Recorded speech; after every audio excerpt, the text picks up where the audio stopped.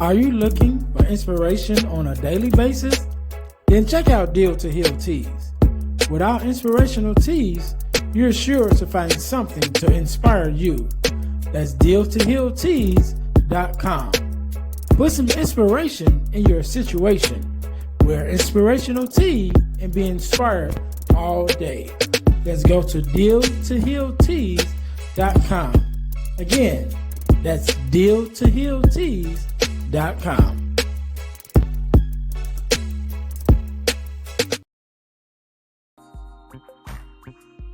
Hey guys, if you're enjoying this podcast, then I know you'll enjoy the Girl Dad Discussion podcast. I'm your host, Ernest James, and I believe the relationship between a daughter and her father is one of the most important relationships a young lady can have.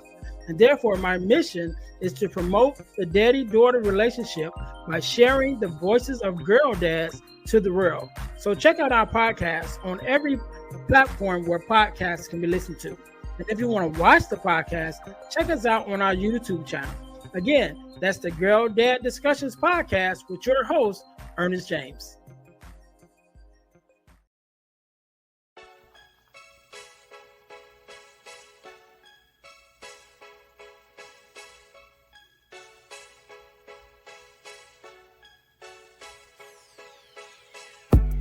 Welcome to Deal to Heal with E. James podcast.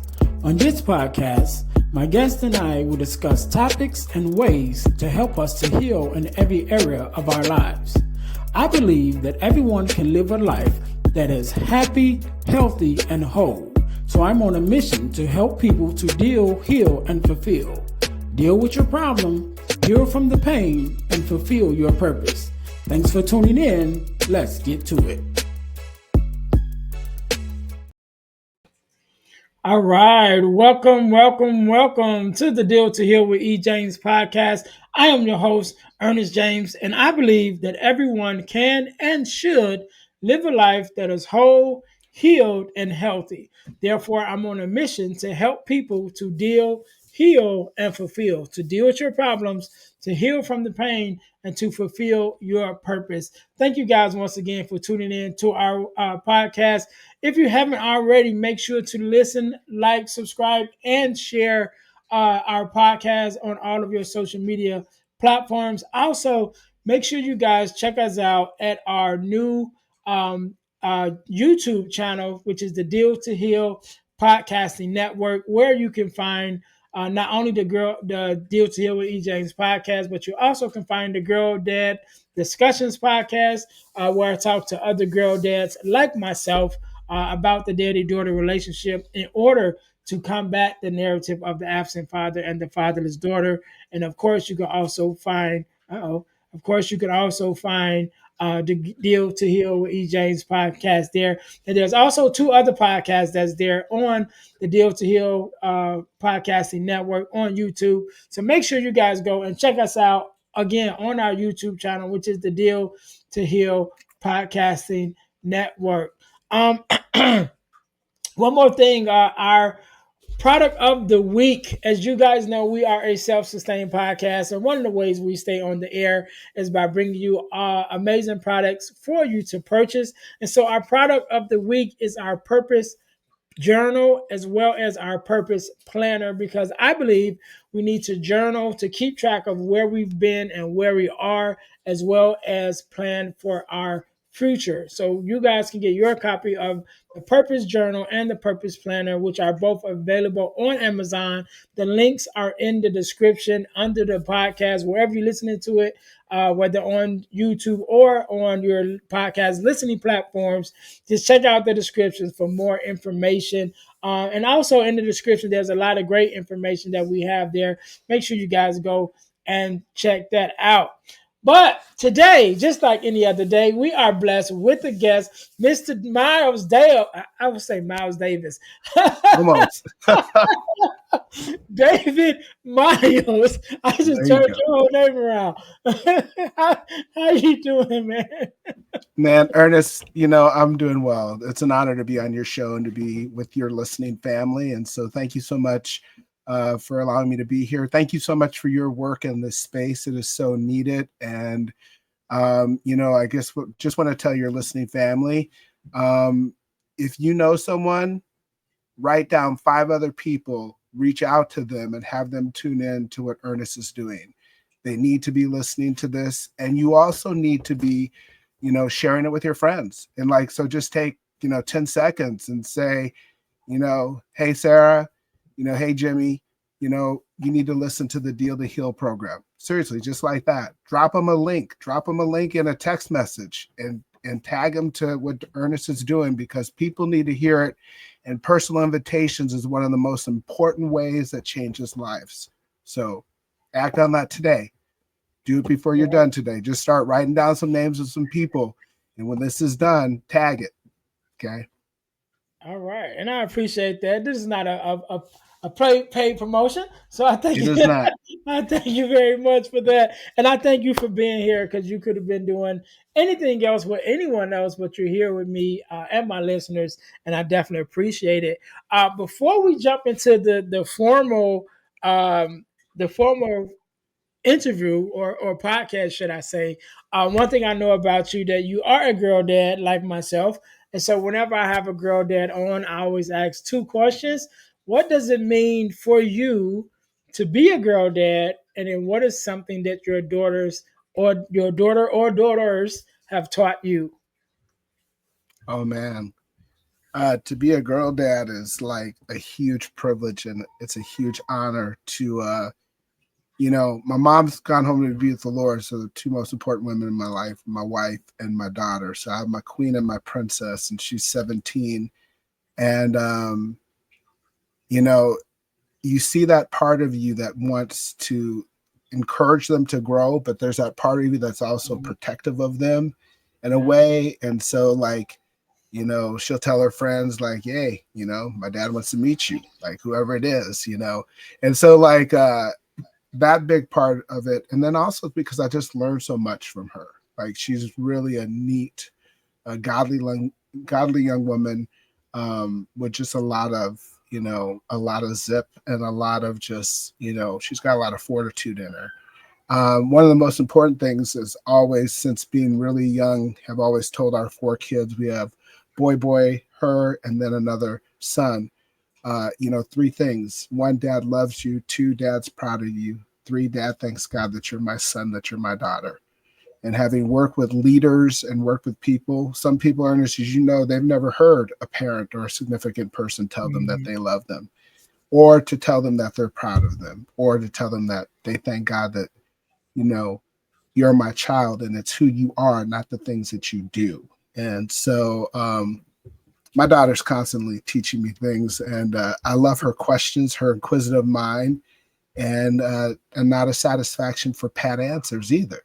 She'll want to dig deep, and I do appreciate that about her. So, All right, all right. I love it. I love it. All right, man. So we're gonna jump right into this whole thing. David, do me a favor, introduce yourself to my audience and tell us a little bit about who you are and what it is that you do. well, a little bit about me. So, I'm a native of Grand Forks, North Dakota.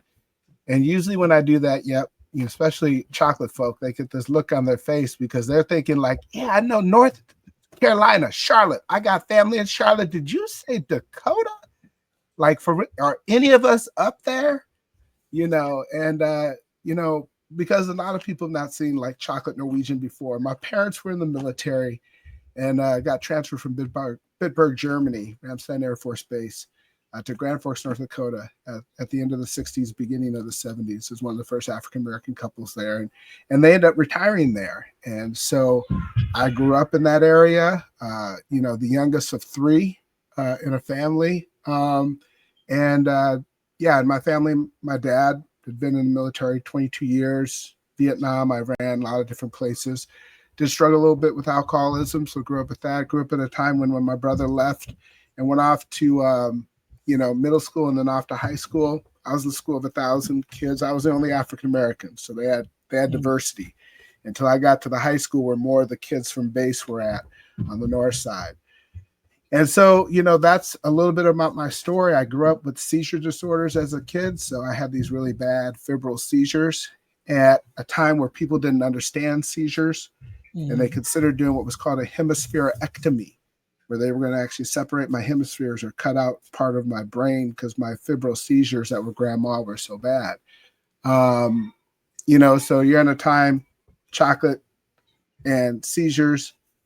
So yeah, so though my first name starts and ends with a D, some people thought it started with an N and ended with an R.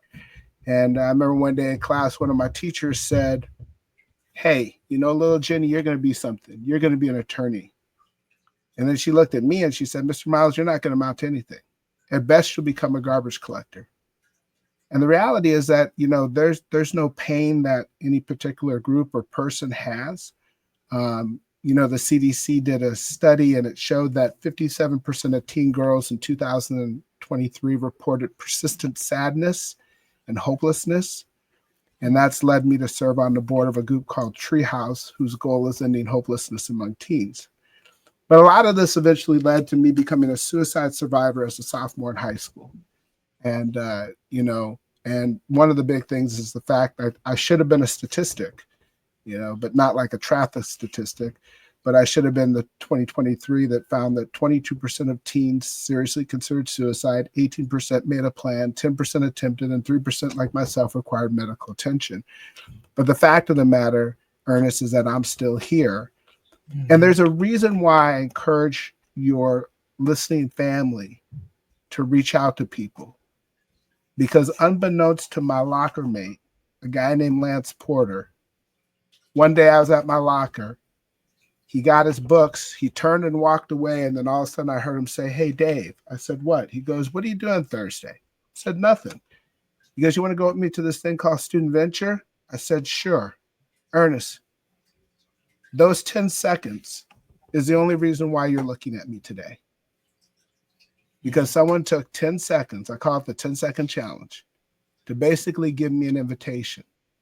So if your listeners are asking, like, why was David so earnest, not a pun on your name, but just so heartfelt about them passing on what you're doing, is because someone took 10 seconds to invite me to something. And that's the only reason why you're looking at me today. Yeah. And that's huge. And so sometimes we make it a lot bigger than what it is. And sometimes it's just being a part of the link in the chain of transformation in other people's lives around us. Yeah. Yeah. And I excuse me, just listening to what you said, and I do want to ask you a little bit more about the storyline behind what kind of led up to that. But as my listeners know, I definitely have had my bout with suicide ideation. Didn't get to the point of trying it, of trying to execute on it, but definitely was in a space, Mm-hmm. and one of the things that helped me get out of that space.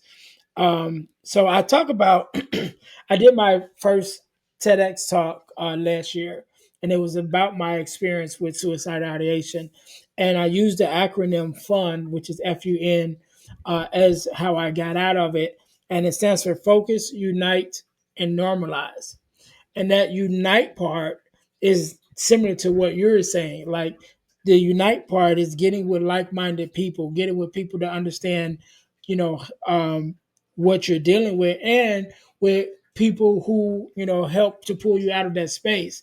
And so that Mm-hmm. those 10 seconds that happened in your life, it was a little bit longer than 10 seconds for me, but it still was the overall communication of someone outside of myself reaching back for me and pulling me along when I didn't have the strength to pull myself, in order to Yeah. still be here. You know what I mean? So in that story, if you don't mind, what were some of the things that you dealt with or were dealing with that got you to that space where you were even thinking about so having those suicide ideations? Yeah. I mean, I go back to just kind of one, not being clear on my identity, or like who I am and who I was and whose I was. And growing up in an environment at times and being otherized, Yeah. you know, as chocolate. And I grew up in a city where in 1882 they lynched a black man named Charles Thurber off the railroad bridge between Grand Forks and East Grand Forks. And at one time, the Emperor Dragon of the Klan was a local Presbyterian minister. So I mean, that type of like, you know, ignorance and stuff that was going on in that period of time. And then there were some really great things about growing up in a smaller city with, really good education and things like that have impacted my life for well. But yeah, I mean, like growing up in a family with alcoholism, and seeing that happen for both my dad, who eventually became a recovering alcoholic, quit drinking when I was in middle school, but even my brother and sister who had struggled with it.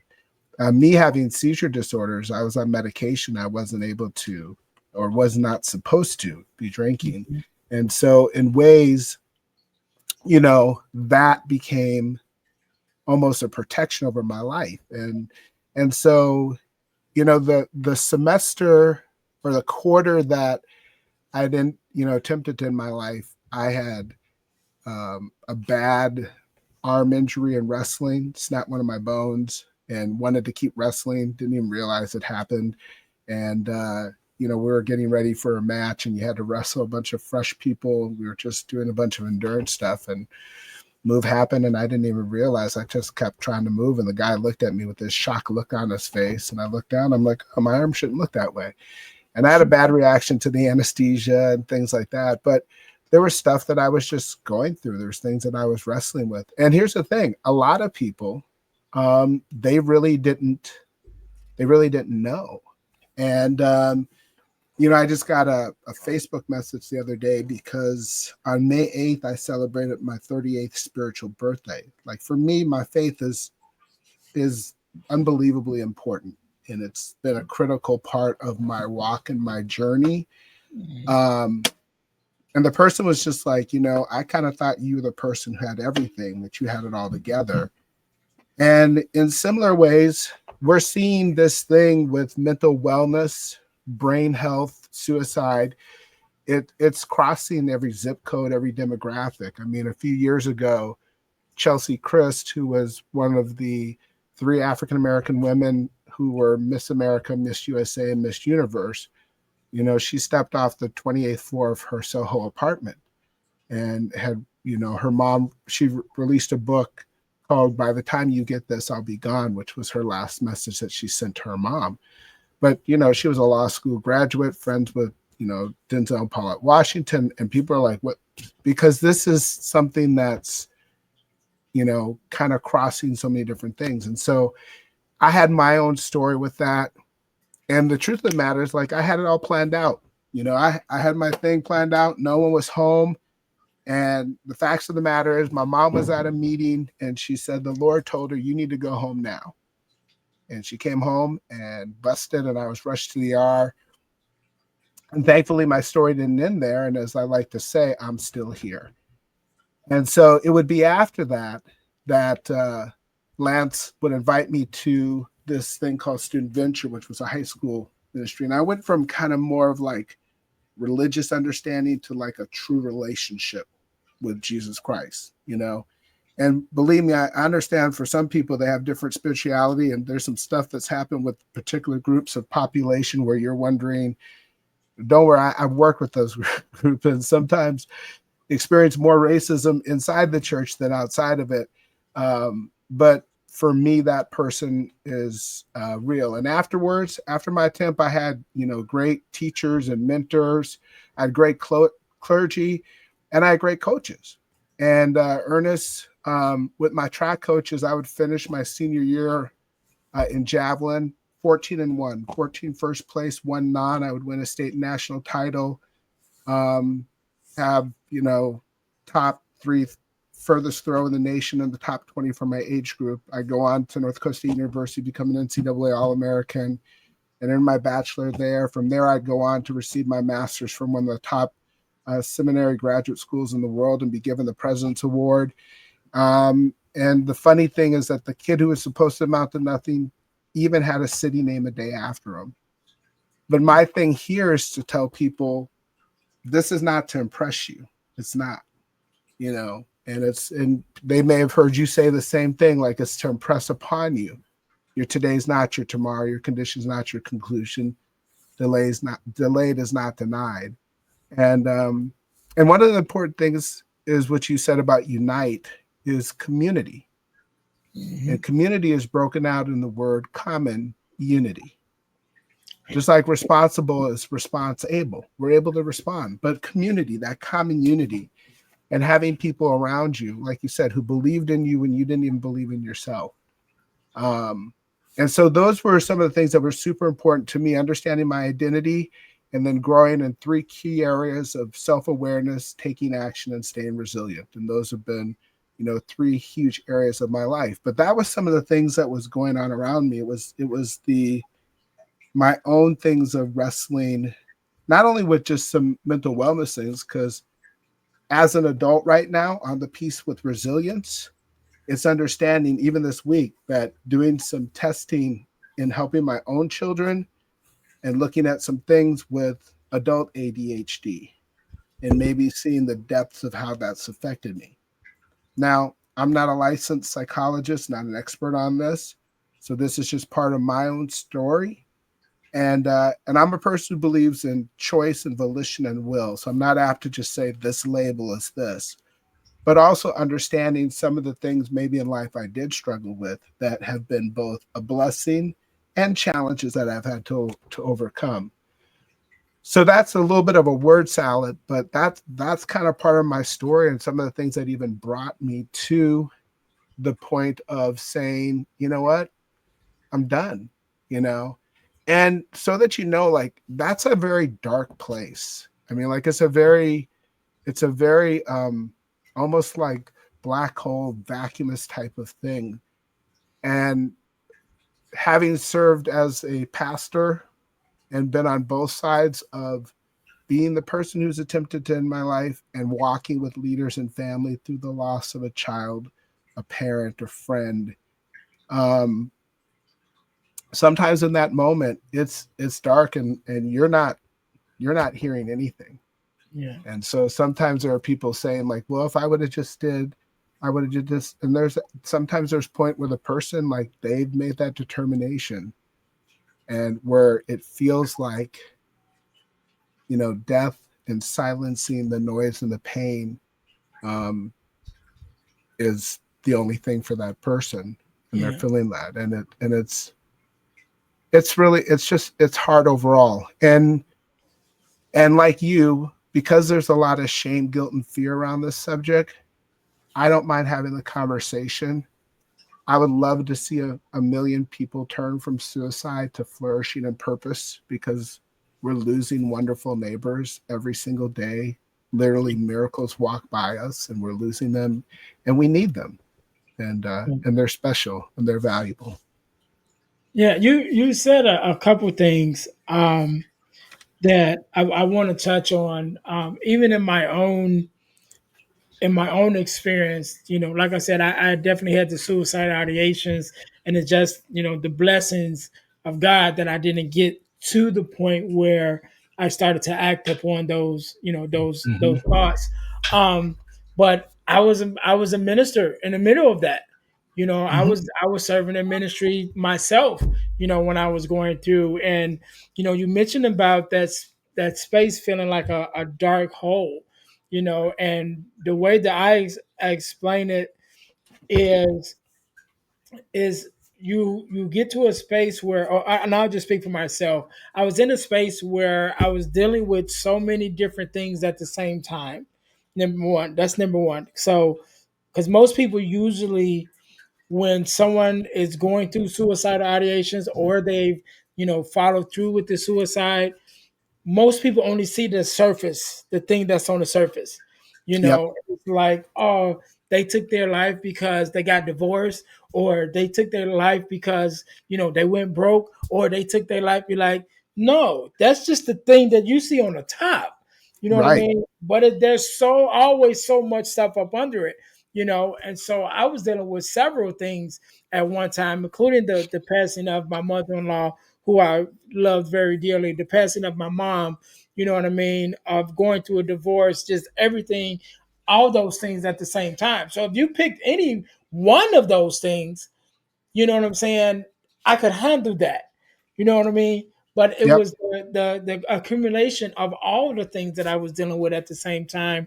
And I always say too that it was all things that I couldn't do anything about. Like I Right. couldn't bring my mom back. You know what I'm Right. saying? And at the point of the divorce, the marriage was done. Yep.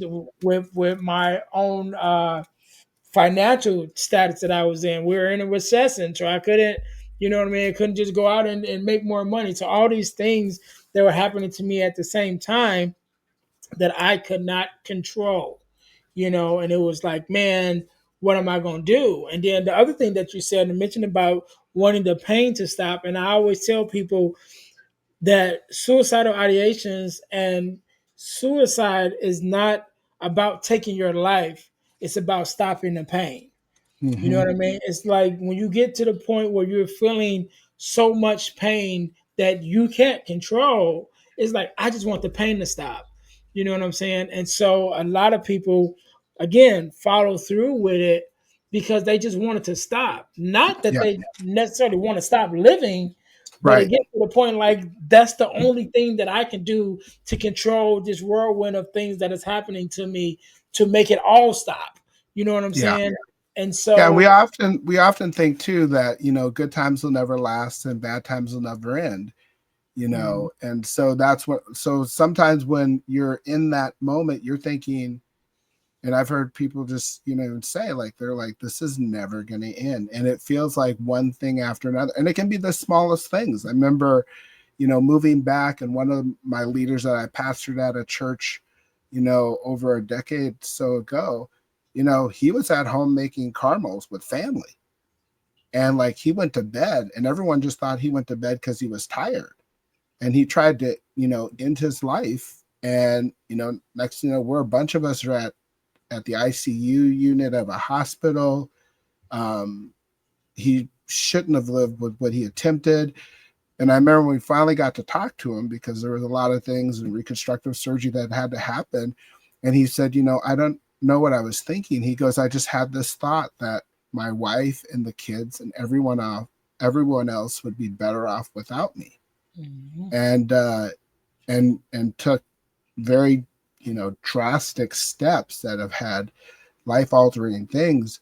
But he would even say, like, I honestly don't know what made me think but it just seemed like that was it.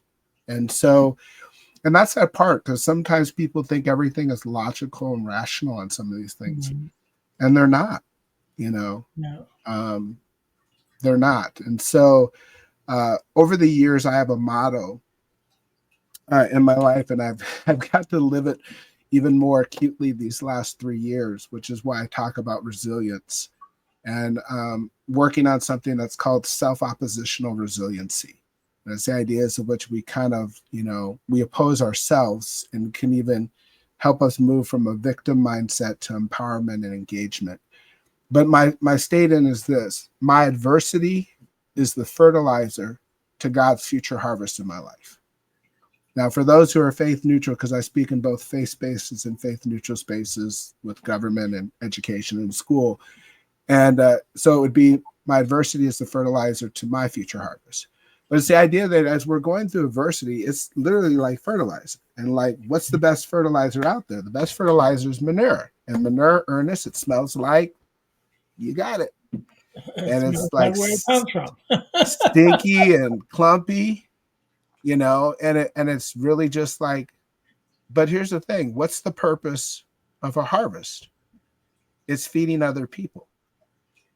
And it's precisely because of the adversity that we've gone through, you've gone through, that I've gone through. This podcast exists because you went through adversity, and it produced a harvest that then was able to encourage other people. It was able to feed other people. And same with my story. For those who are a little bit more faith based, and like, as you were a minister, I'm a pastor, and, say, well, hook it. Well, Second Corinthians 1 says this in verse 3. It says, "Blessed be the God and Father of our Lord Jesus Christ, who comforts us with every comfort that we need through the things that we go through, so that we might comfort other people in the same ways that God has comforted us." So in that way, like as we go through our stuff, it produces this harvest where we're able to even encourage one another and help people realize you're not alone, you're not crazy, life is real, life is beautiful, and then it has some parts that suck. And Ernest, when you told me that you lost your mother and your mother-in-law, that's why I told you, I said, that sucks. And you're like, yeah. And I'm like, no, dude, it sucks. Sometimes we try to pretty things up, you know? Yeah. Yeah, maybe they had cancer and you're grateful, but the fact that they passed and you love them, that still sucks. Okay. And people will be like, well, Ernest, Pastor Ernest, we grieve as people without hope. We don't grieve as people who don't have hope, but we still grieve. Yeah. So Yep. let's not play. Like, let's keep it real. Like, I'm glad my mom has not been here, especially with some of her lung stuff for that whole COVID thing. Mm. But it sucks not being able to talk to. I love that Yeah. woman. It Yeah. sucks that my dad passed at 64, super, super young. And my sister at 39 from adrenal cancer. That sucks. It is. And so sometimes we don't want to say those things because they're more concerned about how they're feeling Yeah. than the other person. So their Yeah. discomfort. I don't want to make the person cry. You don't think tears are part of the healing? Well, I don't want the person to remember the person. Do you actually think they forgot about them? Right. Yeah. You know? So I wanted to touch on a couple things you said. Um, One, when I started the nonprofit named after my mom and my mother-in-law and Christine, that Mm-hmm. scripture was my foundation scripture of my nonprofit organization. Oh, sweet. That scripture, and but you one thing that you also just mentioned about, you know, when my mom passed from cancer, but she passed after my mother-in-law passed. My Mm. mother-in-law went through the full stages of cancer, right? All the way Wow. to the end when she passed away. And so while after we found out that my mom had cancer, definitely, you know, you wouldn't I would never say you definitely wouldn't want your parents to pass. But after Mm-hmm. just going through the experience with my mother-in-law, one thing that I was grateful for, that my mother passed before going the distance of the effects of cancer. You know what I Yeah. mean? So Mm-hmm. to be by my mother-in-law's side, almost until the very end, and then to be by my mom's side, I was happy, if I can use that word, to not have Yeah. to watch my mom go through that whole process. You know what I'm Yeah. saying? Would I have wanted her to go? Of course not. But if she had to Mm-hmm. go, I'm glad she went before that.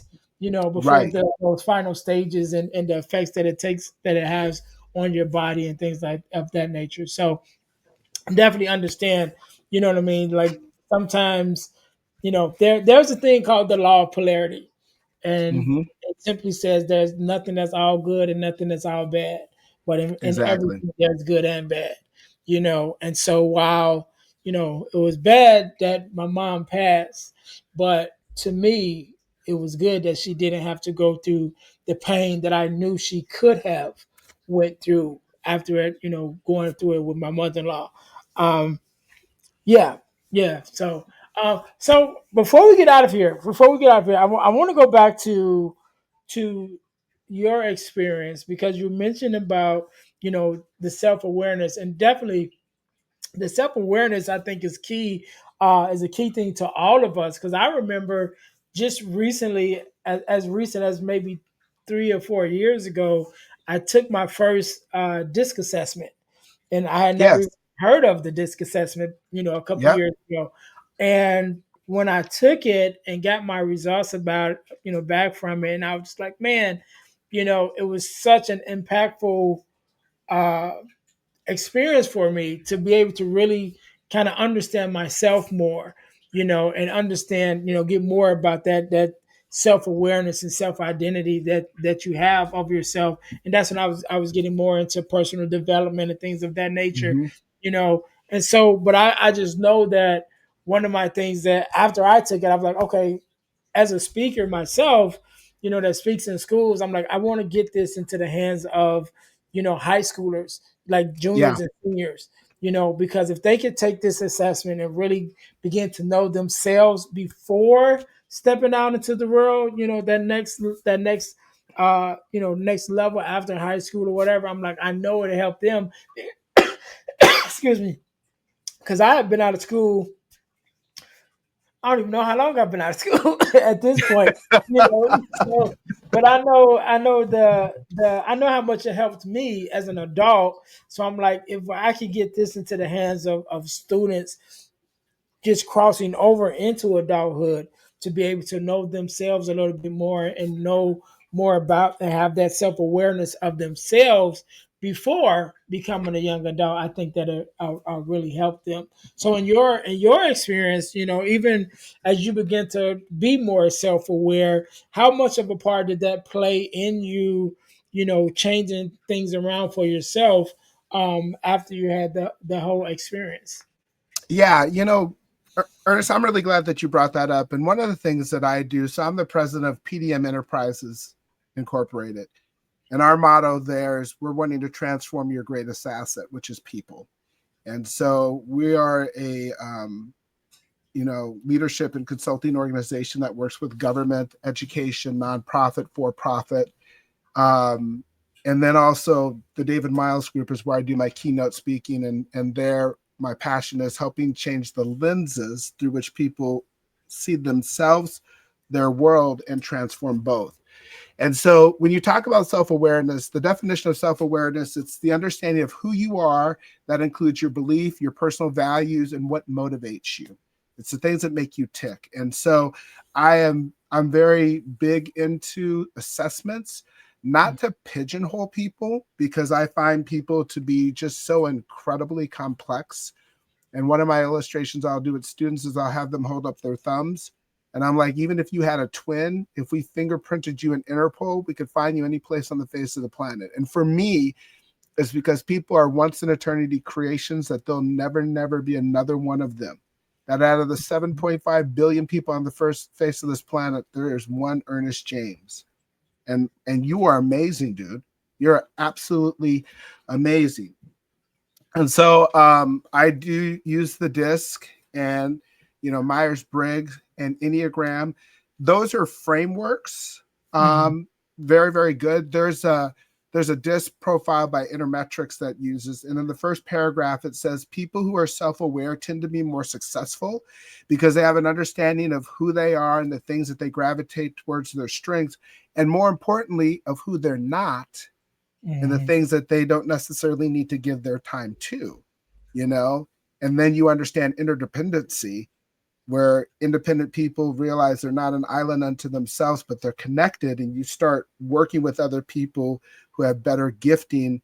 And if you want to run fast, run by yourself. If you want to run far, run with others. Life is not a sprint, life is a marathon. And so that's super fascinating. There's another type of assessment, and it's called motivated ability patterns by Arthur Miller. It's actually one of the few evidence-based assessments out there.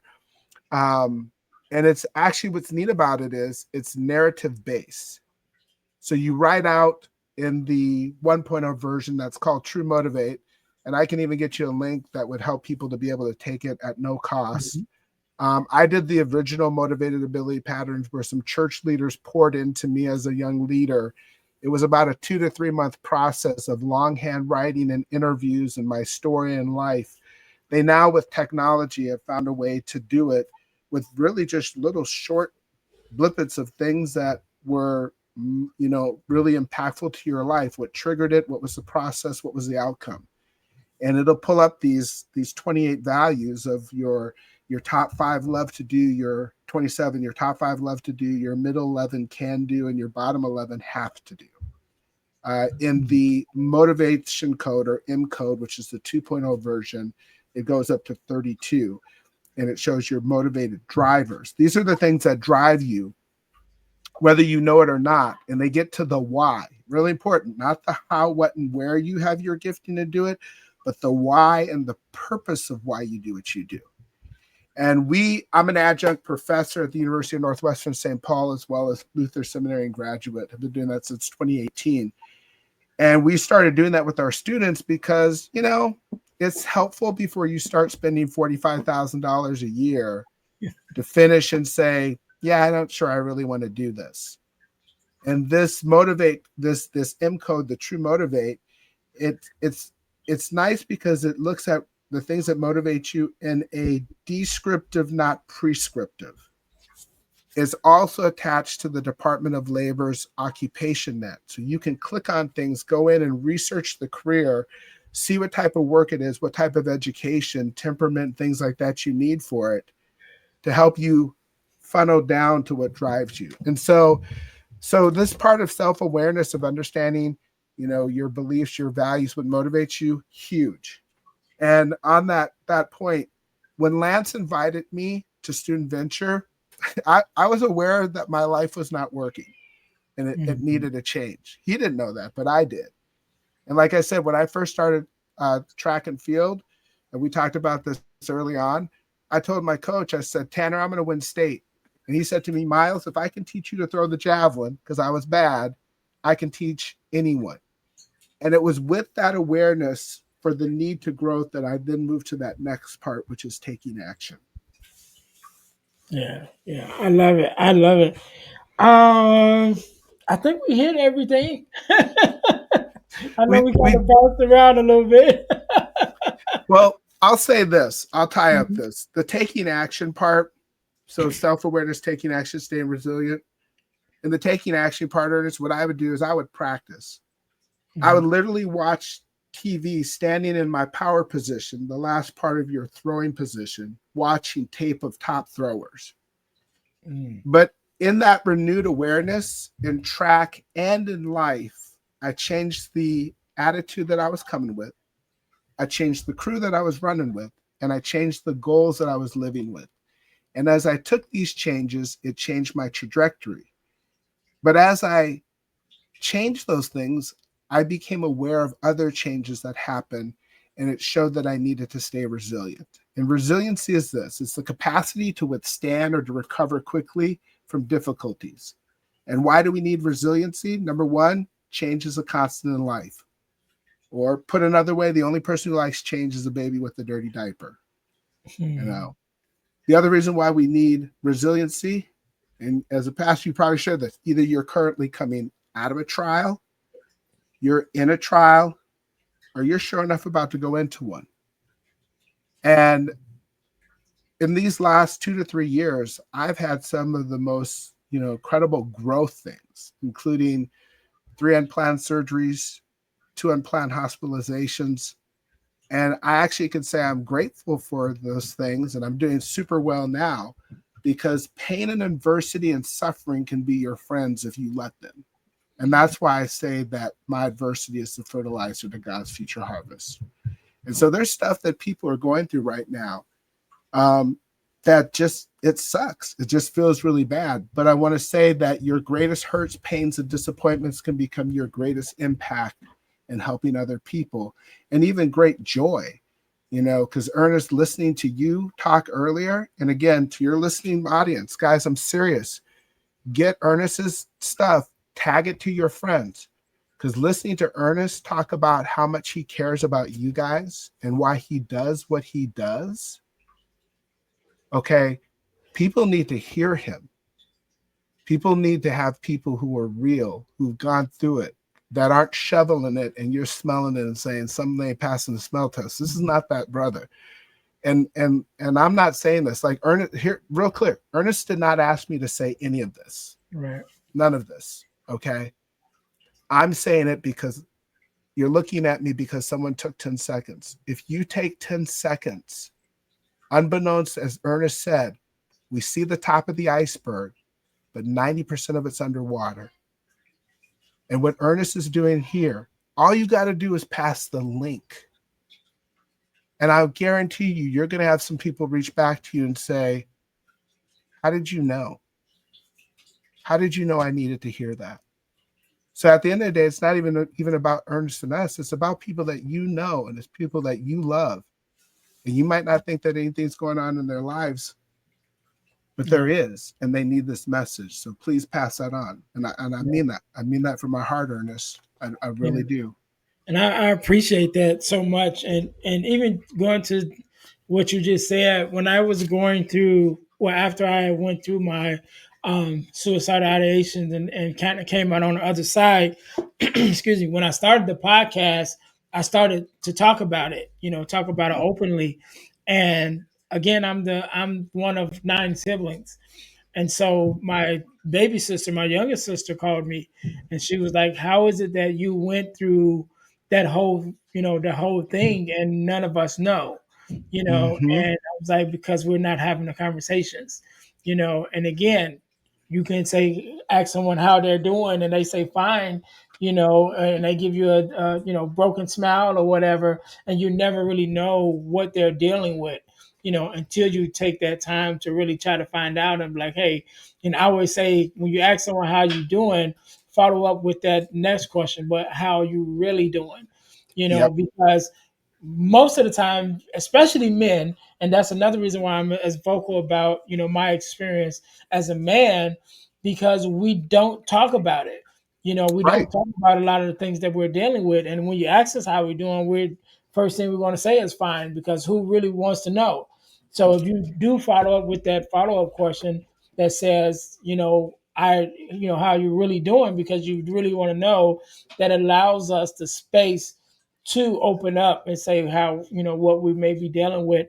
And I had a talk with a gentleman on the job the other day, and we just was talking, and he just said, "Hey, what did you do last weekend?" Right, and so I just spoke at a conference that we had here, the Single Parents Conference, and we were focusing this year. This is our second year doing it. So this year we focus on children with autism, and families Mm. of children with autism. And so I spoke on that, and so I was sharing with him, that's what I spoke on, and I don't really know how the conversation kind of veered a little bit to the point where we started talking about hardships and things that we go through as men, and he shared some things with me, and I was able to talk to him about my experiences, and he was able to open up with some of the things that he'd been through. We probably talked about a good 45 minutes before our break, and when we came back from break, he came up to me. He said, "You know what? I usually don't talk to a lot of people." And he said, "But I just want you to know you're a cool dude and you're a good person to Mm-hmm. know, you know." And he was like, "I don't never talk about, the things that we had just Yeah. talked about." He was like, "I never Yep. talk about it, And so just to be able to be that light, you know what I'm saying? To be that I had a meeting, and I'm not, I'll be keep going all day, so I'm not gonna I'm not gonna hold you. No, tell us, man. Tell But us, bro. I had a meeting. I had a meeting with a young lady, and we were doing some sort of like assessment type stuff or whatever. And she was asking me different questions, and what it came down to, and what she asked me something about how do I see myself, or how do I want to be received, or something like that. And the word that came up was sanctuary. Like, I want to be a Mm. sanctuary for people. You know what I mean? Yeah. I want to be that safe space, And so, just in reflection now, even in this moment, thinking about just having that conversation with him, and to be able to just be vulnerable myself, and be just being myself, to the point that he felt safe enough to open up about some things. And it definitely was some deep things that he had been dealing with, and some things that he had been holding on or holding in to And I think I probably only worked with this guy like twice. You know what I'm saying? So Hmm. it's not like we had a long relationship, like we were friends or whatever, but really just had a moment, but being able to show up in that moment as a sanctuary where he felt Yep. safe enough to be able to express, some things that he had been dealing with, some things that he had been holding in. Um, I'm grateful for that, You because know, that's Ernest. how I want to show up in the world. Yeah, and I mean, like, so often we think that, oh man, we gotta be hard. You gotta be all the and I mean, like, honestly, our vulnerability and actually creativity happens in vulnerability. Brene Brown's work on vulnerability, great stuff. Go online and look at it. Um, there are usually four conversations. There are four things that people say to me after I speak. They'll walk up, they'll say, number one, I can't believe you talked about this. Number two, I would have never thought you. Number three, I can't believe you talked about this. Number four, this is where I'm at. This is where I was at. This is where a friend, family, or whatever. And so, like, I mean, you know, the number of times. And so, one other thing, I've been doing a radio program on My Faith Radio, since 2020. It's called the Monday Afternoon Mix with Myles and Arnold, my co host, Bill Arnold. And, some of our most, feedback shows of when we've shared on, and I've shared my story, and people are just like, dude, I would have never thought. I mean, like, you're a pastor, you're a professor, you're a track star, you're all this other stuff. And they're like, yeah, I never. And even now when I speak, um, I'll actually let them introduce me. And then I'll share about growing up in North Dakota, because that usually does throw people. They're like, ain't no black people. I mean, like, North Dakota? Like, North Dakota? And it's like, but then I'll share that, I should have been a statistic from a car crash, but that's not the one.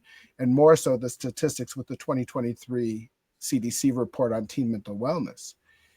And as I've begun doing this, Ernest, and it's like, speaking at universities and Minnesota Department of Human Services and Health and Revenue, and then the federal VA. So I did a resiliency workshop, 19 different time zones. And I use a thing called Slido, which does polling. I love it because it's anonymous, because people can just respond anonymous. And I put a slide in there and it says, how many of you, after hearing my story, would have thought that it included being a suicide survivor? Yes, maybe, no, not a chance. Typically, no, not a chance are in the mid 70s to the high 80s.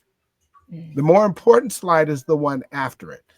How many of you currently or have resonated with any of my story? And between mid 70s to mid 80s. So I'm with 700 to 800 people in 19 time zones for the U.S. Veterans Affairs Department doing a webinar. 82% of those individuals, 4 out of 5, said I currently or have in the past resonate with suicide. Yeah. And so then I'll go to the important slide, which is the 988. And May is mental health awareness month. Mm-hmm. There is the 988 chat as well as phone line. If you're feeling this right now, if this is you, please call them. Please don't go this alone. Like, don't go, Ernest and I, please don't go this alone. And you know, we want to tell you that, yeah, your condition right now is not your conclusion. Your today is not your tomorrow. You feel delayed, it's not denied. And one of the other areas that I work with, Ernest, and I'll share, I work with a group called Kingdom Debt Solutions. It's a faith-based debt relief company that offers biblical grounded approach to financial recovery. And, a lot of individuals get caught in unsecured debt, credit card, medical, and there's a process with ethics and integrity on being able to address this and look at having new agreements that supersede and renegotiating to reduce balances by 40 to 50% aggregate.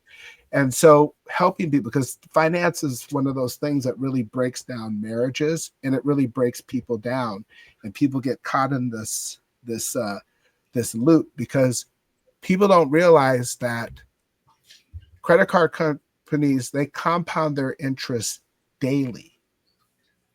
So you really need to be paying 3 to 4 times your minimum payment because it's set up for you to be in debt for 30 years. And a lot of people don't realize that you're paying 3 to 4 times and way, way more for those J's, for those hair roller, for that vacation. And so if anyone's ever interested in that, we have a guilt free, grace filled, judgment free way of addressing this and helping people look at what their options are. You can reach me at david@kingdomdebtsolutions.com.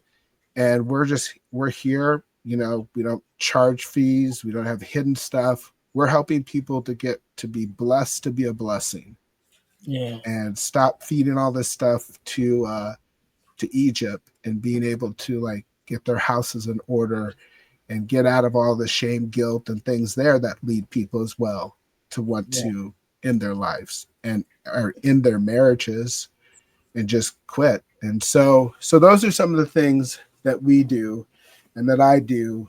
Um, yeah, because we got great neighbors, and I don't want us to keep losing the great neighbors that we have of all different types of people. Yeah, yeah. I love it. I love it. David, I want you, first of all, I want to say thank you for being on, right? Thank you for sharing your story and your expertise. I want you to have the last word, and I want you to leave us with a word of advice, inspiration, however you feel. On top of everything that you've already shared with us, but I want you to leave us with something to carry us through, and I'll give you a couple of seconds to think about that. To my listeners, thank you guys once again for tuning in to the Deal to Heal with E. James podcast. Make sure you guys are checking us out at our website, dealhealfulfill.org. We will be doing a makeover on the website soon. So whenever you listen to this, if you go to it and it's under construction, don't worry about it. It'll be back up soon because it is a little bit outdated. However, that's where we're at right now.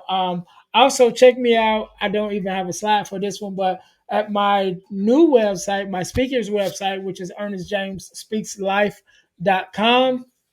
Again, that's Woo! ernestjamesspeakslife.com. Make sure that you guys go and check me out there. Also, ebooks. So check out our ebooks that we have available. Go to ebooksbyejames.com to check out the ebooks that we have, including our ebooks called Myles, From Males to Men, which is a male mentoring ebook for teenage boys. We have the Core Four, which is the core four values that every daughter should get from her father. That is the ebook that we actually talk about on our Girl Dad Discussions podcast. During that podcast, me and the other girl dads talk about the four core, which is those values. And last but not least, one of my favorite books that are ebooks that is doing very well is Forgiving Me, the Four Steps to Self Forgiveness. That's all there at ebooksbyejames.com, as well as some other ebooks.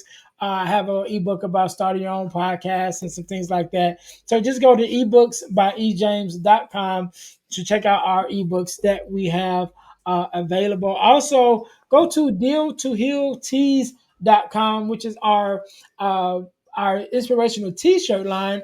Put some inspiration in your situation. Wear an inspirational tee and be inspired all day.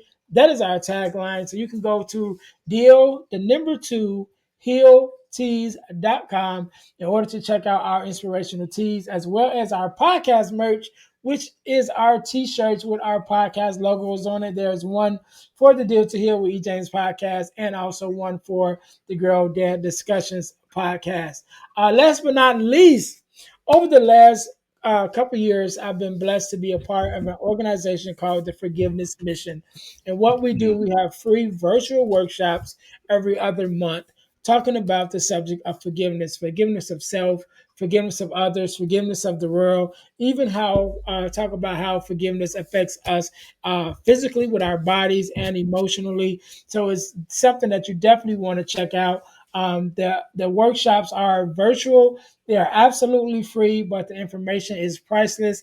You can go to forgivenessmission.com in order to register for our next forgiveness workshop, or go to Eventbrite and look for a forgiveness workshop sponsored by the Forgiveness Mission. Again, they're absolutely free. Whenever you're listening to this podcast, either one is coming up or one just ended. So again, go to forgivenessmission.com or go to Eventbrite and sign up for our next forgiveness workshop. All right, Mr. David. Once again, I want to say thank you so very much for being on. Thank you for sharing your story and expertise. I definitely appreciate it. I want you to have the last word, so the floor is yours. Well, thank you. I'm going to show this little thing. I'm not sure if you'll be able to see it. And it says UI with an arrow going to CI, with an arrow going to CC, with an arrow going to UC. Because there might be some people right now who are listening to this, Ernest, and they're saying, goodness, like where do I start? And for some, they may feel like shame because they feel like, you know what, I've tried. It doesn't work. It's not worth it. If I'm being honest with you, Ernest and David, I feel like I'm not worth it. And I want to say that you are lovable, capable, and as we say with our treehouse, worthwhile. I've been given a second chance at life with borrowed breaths to say that your life matters. Your life matters. I'm alive for this moment because of you. And that your life matters and we need you. So UI means unconscious incompetence. CI means conscious incompetence. CC means conscious competence. And UC means unconscious competence. Ernest, when my daughter Taylor was 2 months old, she didn't know a key fob from a gas can to a steering wheel, nothing. She was unconsciously incompetent when it came to driving a car. When she turned 15, the state of Minnesota gave her a permit, and she became consciously aware of her incompetence for 0.5 milliseconds. She got in the car. She started. I said, "Sweetie, Dad, I got this. No, I got it. It's all right. I got this. I know what I'm doing. This is your first time drive. I got this. Okay." After a small period of time, she got her driver's license because the state of Minnesota said you are now consciously competent enough to drive a car. Ernest, can I ask you, how much did you think about driving today? I didn't think about it at all. I just did it. Because you're now unconsciously competent. And we go through this UCCI or this UICICCUC. A person starts off, they don't know an atom for a cell or anything with biology. And one day they come out and they see a bird and their worm and they say, "Ooh, look at that bird. Look at the worm. Oh, too bad, wormy, you dead." And then they take biology classes, and then they take biochem classes, and then they go to residency and they start doing surgery. And pretty soon, unconsciously, they just do surgery. Same thing with building a house. Same thing with doing accounting. Same thing with being a parent. We all go through this cycle. Why do I bring it up? For you to have grace and mercy with yourself. Stop judging your chapter 3 with Maya Angelou's 15th book on her 34th chapter. You're looking at your life and saying, "Oh, man, Ernest, I suck. You're on chapter 3. Give yourself mercy and grace and just write the story and know that you're going to go from unconsciously incompetent to consciously incompetent to consciously competent to unconsciously competent. And give yourself grace and give yourself time and stay at it because there are beautiful things ahead. Will it all be easy? No. But you're beautiful and your life matters. And that's why you're watching Ernest, because Ernest is wonderful and his life matters. So it's a privilege to be with all of you. God bless. Have a wonderful, wonderful week. All right. We can't end it no better than that. To my listeners, thank you guys once again for tuning in to the Deal to Heal with E. James podcast, where our mission is to help you to deal, heal, and fulfill, to deal with your problems, to heal from the pain, and to fulfill your purpose. Until next time, you guys be blessed. Thanks for listening to the Deal to Heal with E. James podcast. Remember to listen, like, subscribe, and share. This episode has been brought to you by Deal to Heal Teas. Put some inspiration in your situation. Wear an inspirational tea and be inspired all day. Let's go to dealtohealteas.myshopify.com. Remember, our mission is to help you to deal, heal, and fulfill. Deal with your problem, heal from the pain, and fulfill your purpose. Thanks for listening.